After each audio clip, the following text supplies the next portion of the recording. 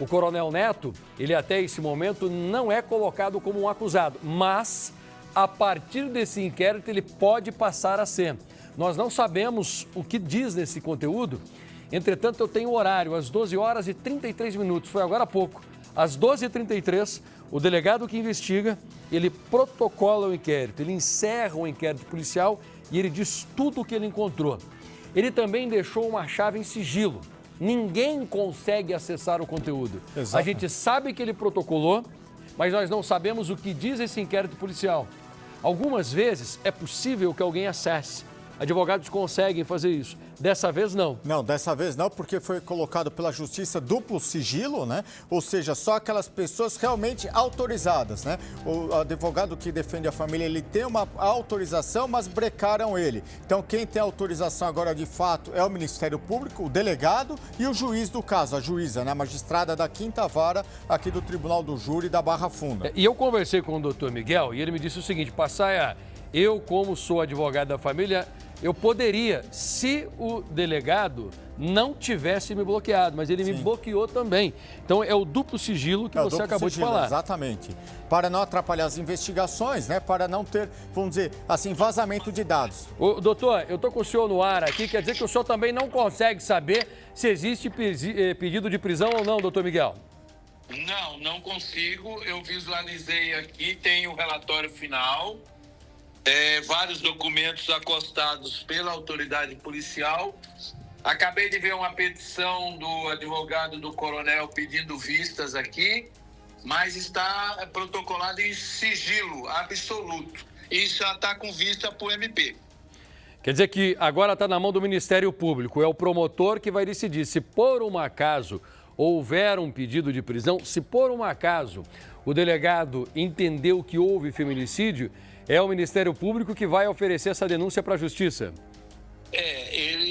Se ocorreu o relatório final, que está protocolado 12h33, aí o Ministério Público oferece a denúncia, ele tem, no caso, 10 dias para oferecer essa denúncia, e aí tem uma questão de analisar se foi pedido o parecer para a decretação de uma prisão preventiva, de uma prisão cautelar, e aí a juíza decide. Pela experiência que o senhor tem, o senhor me falou que o Ministério Público tem até 10 dias. Mas quando nós falamos de casos como o do coronel, da soldado Gisele, que ganharam ampla repercussão, nesses casos mais delicados, não é uma regra geral, mas o Ministério Público e a Justiça tendem a agir mais rapidamente, correto?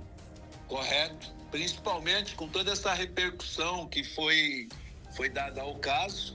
Eu entendo que entre hoje e amanhã a gente deve ter aí uma definição a nível de prisão cautelar ou denúncia. O senhor acredita na prisão do coronel?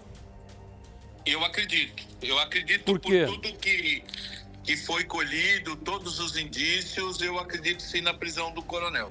Eu consegui acesso àquele documento que o senhor apresentou ontem na coletiva.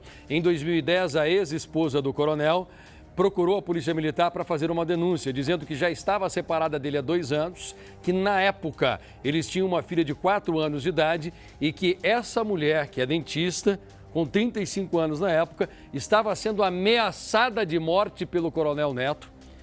Ela disse, inclusive, que ele falou para ela que se ela saísse com uma outra pessoa, se arrumasse um outro relacionamento, ela seria morta. Esse é o comportamento de um homem violento, o senhor concorda? É o comportamento de um feminicida. Foi o senhor que disse isso ontem. Gostaria que o senhor explicasse agora para a nossa audiência.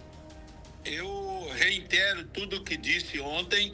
O comportamento dele é um comportamento obsessivo, é um comportamento violento. Nós não estamos falando de casos isolados, embora ele tenha proferido ofensas a esse defensor, chamando de Papai Noel, Chamou o senhor de Papai Noel, né? De mentiroso, eu apenas... Mas por que ele te chamou de mentiroso?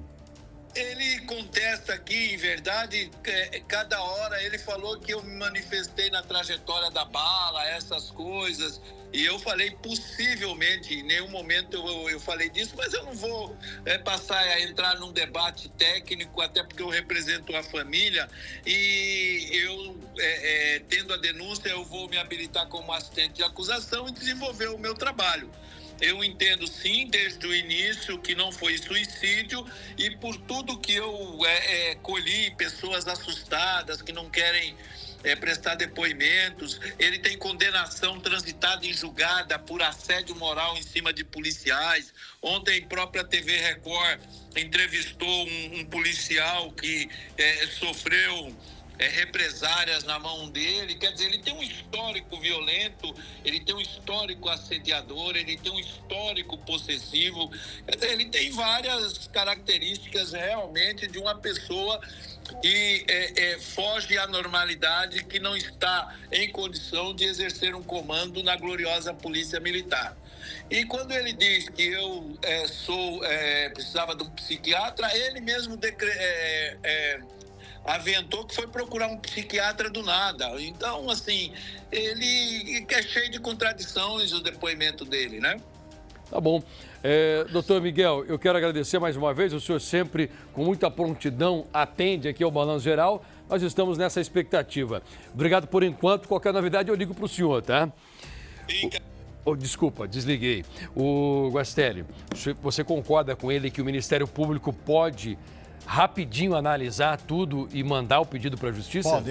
Isso acontece nos casos de grande repercussão, né? O Ministério Público lá já tem uma experiência e já poderá ainda hoje, né, dar o parecer para que a Justiça decida, né, se houve um pedido de prisão preventiva, se concorda ou não e se até mesmo para oferecer a denúncia, porque não é um caso complicado, é um caso simples assim de resolver, porque se o delegado entendeu por ser feminicídio, né, não havia outra pessoa. Há diversas contradições, né, entre os horários de ligação e o que o tenente-coronel disse para você em uma entrevista e depois para o Cabrini. Então isso vai ser, vamos dizer, muito provavelmente ainda hoje a gente tenha já até mesmo um parecer da Justiça.